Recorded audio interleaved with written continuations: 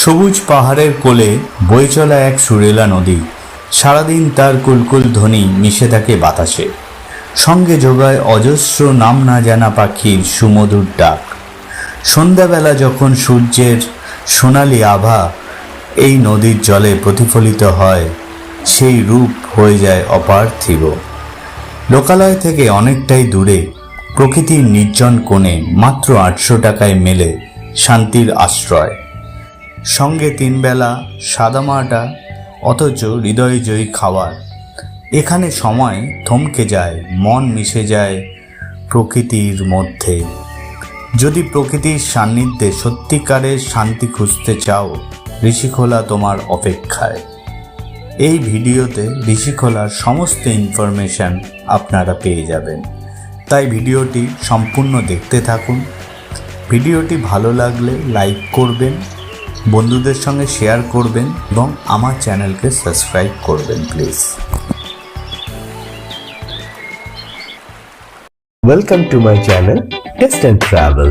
আমরা প্রবেশ করে গেলাম শিয়ালদা স্টেশনে। শিয়ালদা স্টেশনে ঘড়ি বলছে এখন রাত্রি 9:05। নানান রকম আলোয় শিয়ালদা স্টেশন সেজে উঠেছে, দারুণ লাগছে। আমরা অপেক্ষা করছি এখন ট্রেনের জন্য। এই ব্যস্ততম দিনে দেখুন শিয়ালদা স্টেশনে ভিড়টা। আপ 12343 দার্জিলিং মেল প্রবেশ করে গেল। এবার আমাদের গন্তব্য সিকিমের একটি পাহাড়ি ছোট্ট গ্রাম ঋষিখোলা। ঋষিখোলা আমাদের সিল্ক রুট ট্যুরের প্রথম ডেস্টিনেশন। আমাদের ট্রেন টাইম মতো ছেড়ে দিল। ঘড়িতে এখন সকাল 8:15। সঠিক টাইমে আমরা নেমে পড়লাম এনজিপি স্টেশনে। আমাদের জন্য গাড়ি অপেক্ষা করছে পার্কিং এ। গাড়িতে চেপে পড়লাম ঋষিখোলার উদ্দেশ্যে। এখানে পার্কিং এ আমাদের 260 টাকা লেগে গেল। এই প্রথম সিন্ডিকেটে 200 টাকা, পার্কিং এ 60 টাকা। এই 5 দিনের জন্য আমাদের গাইড কাম সারথি হলো মনীষ ভাই। ডেসক্রিপশনে আমি মনীষ ভাইয়ের নাম্বার শেয়ার করে দিলাম। সিকিমের যে কোনো ট্যুরের জন্য আপনারা মনীষ ভাইয়ের সঙ্গে যোগাযোগ করে নিতে পারেন। কলকাতা থেকে নিউ জলপাইগুড়ি জংশন বা শিলিগুড়ি কিভাবে আসবেন সমস্ত ইনফরমেশন আমি ডেসক্রিপশনে দিয়ে দিলাম। আরে দেখা পেয়ে গেলাম আমরা। তিস্তা বয়ে চলেছে প্রতিবারের মতো এবারও আমরা সকালের ব্রেকফাস্টটা করে নেব চশম রেস্টুরেন্ট থেকে। আমার মতে সেবকে সব থেকে ভালো রেস্টুরেন্ট এই, ঠিক সেবক রেল গেটের আগেই বাঁ হাতে এই রেস্টুরেন্টটি পড়ে। আপনারাও এখানে ব্রেকফাস্ট করে নিতে পারেন। এখানকার খাবার দাবার অসাধারণ। আমাদের খাবার চলে এলো, চলুন দেখে নি কি কি অর্ডার দিয়েছি আমরা। চলে এলো চাউমিন, আমাদের মোমো চলে এসছে। মোমো চিত্তে নিতে নিতে মোমোটা অসাধারণ, স্টাফিংটা দেখুন, চাটনিটাও দারুণ। আলু পরাটা, চাটনি, তার সঙ্গে দই। করোনেশন ব্রিজ দেখি, রংপুর অব্দি ট্রেন মোটামুটি রেডি। ব্রিজটা দেখুন। ব্রেকফাস্টের পর তিস্তা নদীকে সঙ্গে নিয়ে আমরা এগিয়ে চললাম ঋষিখোলার দিকে।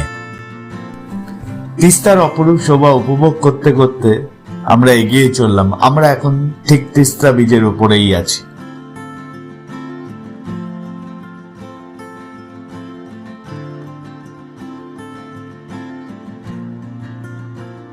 তিস্তা নদীকে এত কাছে পেয়ে গাড়ি থেকে না নেমে থাকতে পারলাম না। নিউ জলপাইগুড়ি থেকে সিকিমের রংপুর অব্দি রেল লাইনের কাজ জোর কদমে এগিয়ে চলেছে।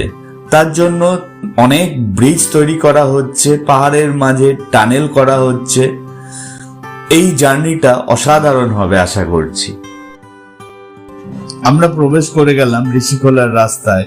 রাস্তার কন্ডিশন খুবই খারাপ, পুরোটাই বোল্ডার দিয়ে তৈরি। 5.5 ঘন্টা জার্নি করে আমরা পৌঁছে গেলাম ঋষিখোলাতে। ঋষিখোলাতে আজকে আমাদের আস্তানা বনলতা 2 হোমস্টে। এই জায়গাটি সৌন্দর্য নিয়ে কোনো কথা হবে না। চারিদিকে পাহাড়, মাঝখানে নদী বয়ে চলেছে। নদীর জলের স্রোতের আওয়াজ সবসময় কানে আসছে, পাখিরা ডাকছে। চারিদিকে সুন্দর গাছপালা লাগানো, ফুলের গাছ আছে প্রচুর। অসাধারণ জায়গা, খুব ভালো লাগবে, শান্তি আছে জায়গাটাতে। আপনারা এসে এনজয় করতে পারবেন, জায়গাটার শান্ত পরিবেশটা উপভোগ করতে পারবেন। হোমস্টের রুমগুলি একদমই বেসিক। এখানে দুটি খাট আছে, একটা ছোট খাট একজন শোয়া যাবে, আর একটা মিডিয়াম খাট যেখানে দুজন শোয়া যাবে। একটা মাঝে একটা টেবিল আছে, আপনারা জিনিসপত্র রাখতে পারেন। একটা ছোট্ট আয়না দেয়ালে, প্লাগ পয়েন্ট আছে দুখানা। বাথরুমটাও একদমই নর্মাল, যেখানে গিজারও নেই, সবসময় ঠান্ডা জলই পাবেন। গরম জল দরকার হলে এখানকার কেয়ারটেকারকে বললে ওনারা গরম জলের ব্যবস্থা করে দেন। এছাড়া জামা কাপড় রাখার কিন্তু কোনো জায়গা নেই। এই রুমগুলির চার্জেস 800 টাকা করে মাথা পিছু, ইনক্লুডিং দুপুরের লাঞ্চ, বিকেলের স্ন্যাক্স, রাতের ডিনার এবং পরের দিনের সকালের ব্রেকফাস্ট। এবার একটু চারিপাশটা ঘুরে দেখা যাক। হোমস্টের সামনে অনেকখানি খোলা জায়গা, এখানে বাচ্চারা খেলতে পারবে, বড়রা নদীর সৌন্দর্য এখানে বসেই উপভোগ করতে পারবে। চারিদিকটা নানান রকম ফুলের গাছ দিয়ে সাজানো। সামনে দেখুন কনকলতা গাছ, এখান দিয়ে একটি সিঁড়ি নেমে গেছে।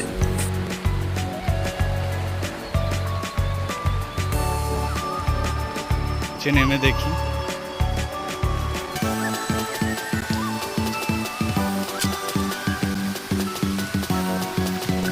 অনেকখানি খোলা জায়গা, এখান থেকে নদীর ভিউটা অসাধারণ।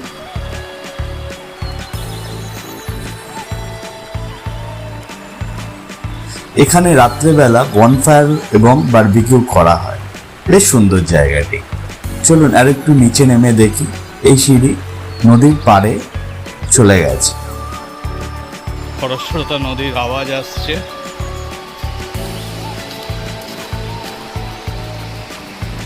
একটু খাড়া সিঁড়ি আছে, বাচ্চাদের বয়স্কদের একটু অসুবিধা হতে পারে।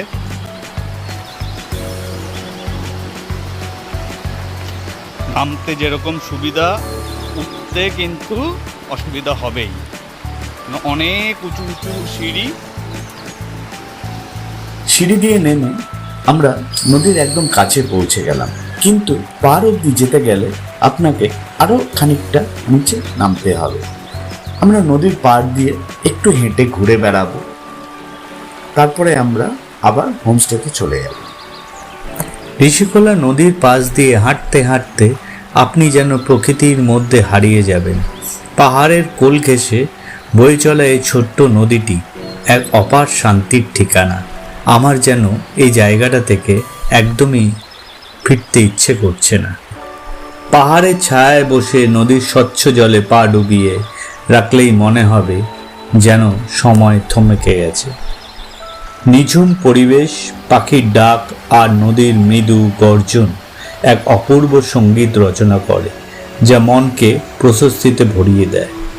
প্রকৃতির এত কাছে এসে শহরের কোলাহল ভুলে এক অনন্য অভিজ্ঞতার স্বাদ আপনারা নিতে এখানে আসতেই পারেন।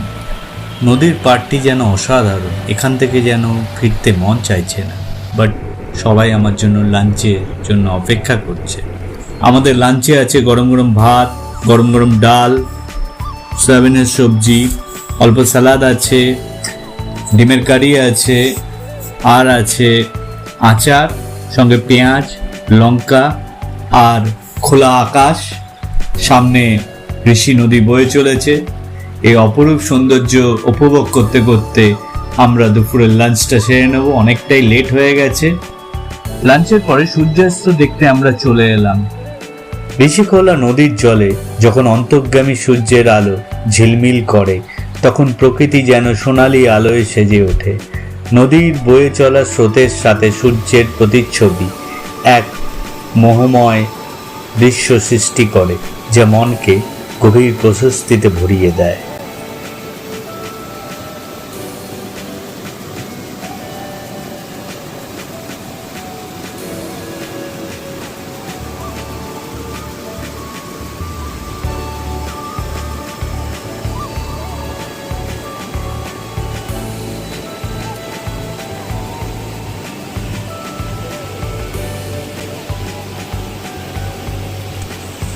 সূর্যাস্ত দেখতে দেখতে কখন সময় পেরিয়ে যাবে আপনি কল্পনাও করতে পারবেন না।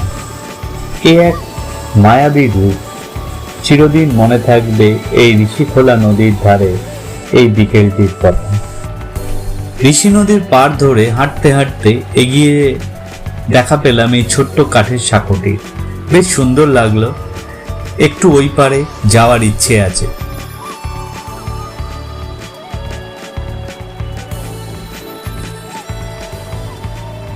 এই কাঠের ছোট্ট সাঁকোটি একটু দুর্বল আছে মনে হচ্ছে, একটু রিস্ক আছে। যাই হোক, সাবধানে যেতে হবে।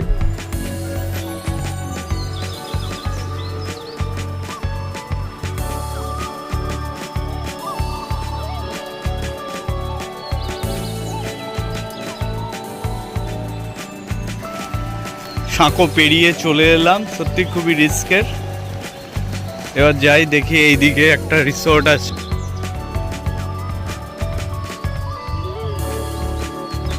অনেকখানি জায়গা।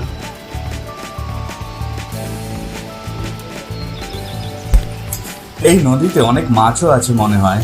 দেখুন, লোকাল মানুষেরা মাছ ধরে এনেছে নদী থেকে। कौन सा नाम क्या है? ये बुदुना असला उदुना बुदुना बुदुना। हाँ। अच्छा, ये रिसोर्ट का नाम क्या है? हाँ, लेप्चा होम स्टे। अच्छा अच्छा।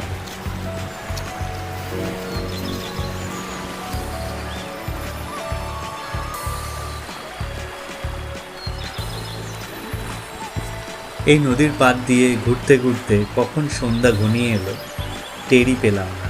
এবার হোমস্টেতে যেতে হবে। রাতের আলোয় হোমস্টে সেজে উঠেছে, সঙ্গে আছে গরম গরম পকোড়া এবং চা। রাতের নীরবতায় জ্বলতে থাকা বনফায়ারে উষ্ণতা এক আলাদা আনন্দ এনে দেয়। আগুনের চারিপাশে বসে গল্প, হাসি ঠাট্টা, একটু নাচানাচি, সব মিলিয়ে এক আনন্দের রাত হয়ে উঠল আমাদের এই ঋষিখোলার রাতটি। রাতের ডিনারে ছিল ভাত, ডাল, সবজি এবং চিকেন। শুভ সকাল সবাইকে। ঋষি নদীর আওয়াজে আমাদের ঘুম ভেঙে গেল আজ। চারিদিকে পাখির আওয়াজ শুনলাম, আবার এখানে নাকি ময়ূরও দেখতে পাওয়া যায়। যাই হোক, আমরা ময়ূরের দেখা পাইনি। আজ আমাদের এখান থেকে চলে যেতে হবে। আমাদের নেক্সট গন্তব্য হচ্ছে লুংচুক। এটি সিকিমেরই আরেকটি ছোট্ট গ্রাম, অফবিট গ্রাম। সেখানে আমরা আরেকদিন থাকব। যাওয়ার পথে আমরা কিছু গন্তব্যস্থান দেখতে দেখতে লুংচুকে যাব। আশা করি লুংচুক পৌঁছাতে আমাদের মোটামুটি বিকেল হয়ে যাওয়া উচিত।